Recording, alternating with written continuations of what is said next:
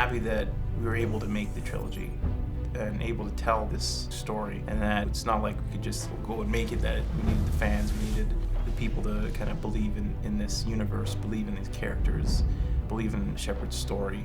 We've accomplished what we wanted to. We accomplished so much of what we wanted to. We told a story that had integrity, and that chapter is now over. And I feel like it is right to move on, right to let that go. I think when you see just how impassioned the players get about their Shepard and about the characters that they've kept alive and the choices that they've made, that kind of tells me that along the way we did something right as far as really just creating an experience that people could really believe in. Prepare yourselves for the arrival.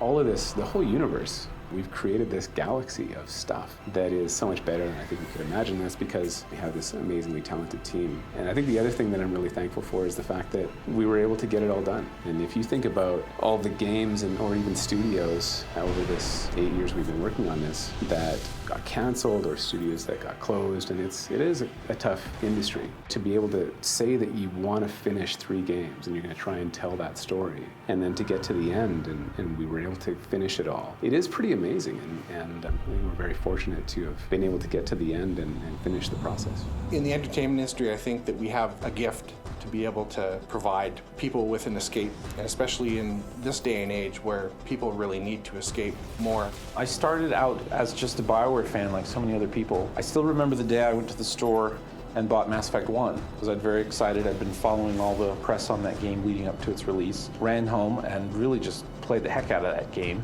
and was blown away by the universe they'd created and the characters and the story. I've been with these characters for a really long time, and it does feel like seeing friends that you're probably never going to see again, and a lot of bittersweetness to it. I go home and I talk to my wife, and she looks at me, she goes, "What's wrong?" Like, you know, you know you're getting ready to say goodbye to a very close friend. It's something that's been with me for 6+ years now, so very aware right now. What's going on? Couldn't say. Just told me they needed you. I feel incredibly lucky to be able to play a female character like this, to be able to play a leader who isn't necessarily a man or a woman, just a leader. He's a Spectre. Everything he touches is classified. That's Garrus. I love Garrus. I remember playing Mass Effect 1 and not being able to romance Garrus and being pretty upset about that. And then in Mass Effect 2, I remember the head touch. And I was like, this is all I needed. For me, it was Legion, and I think it's because I had his missions in ME2. I finished his missions in ME3, so I had this weird bond with his character, and I enjoyed his character a lot. Like, he was written well, and I'm going to miss that character quite a bit. Professor Morton Solus? I really liked Morton, mostly because he sort of made Omega for me. Omega sort of had its thing going for it, but it wasn't quite there, and it wasn't until Morton was standing there in it, being what he was, that I think it all kind of gelled and made a lot more sense to me. So Morton made a big chunk of the world work for me, and his finale is amazing, of course, so there's a lot to miss with him. I really love how much I was able to contribute to Morton's philosophy. I help people, sometimes heal patients, sometimes execute dangerous enemies. It felt like something that was deeper and a little bit more introspective than we were able to do in other parts of the game. Yes, unexpected to be working with Cerberus. The Mass Effect fans are like on any other. At the cons, on Twitter, on Facebook, the passion and the expression of deep feeling about these characters and the connectedness to them is incredible, absolutely incredible. I'll forever be thinking about that. I think it really motivated the team to give it that extra little bit and in their own way say goodbye to some of these characters. I think that's why you're seeing a lot of the really strong scenes or performances sort of in the last year or so. We read you. Give me your location.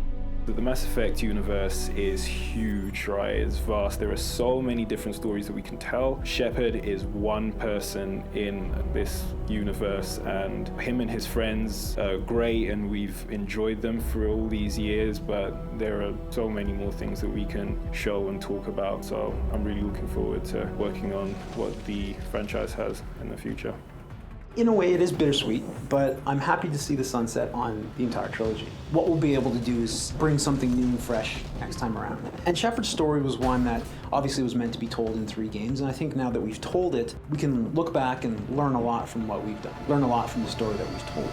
I think what's really cool about where we're at now is we still have one more piece to deliver, and that's the Citadel DLC. And then once that's out, the nice thing is that Mass Effect is not over, and we have a team that's working on the next Mass Effect game. And we're thinking about what that would be and how we can bring back a lot of these things that we love about the Mass Effect universe, and to continue to tell the story and to continue to find ways to live in this universe.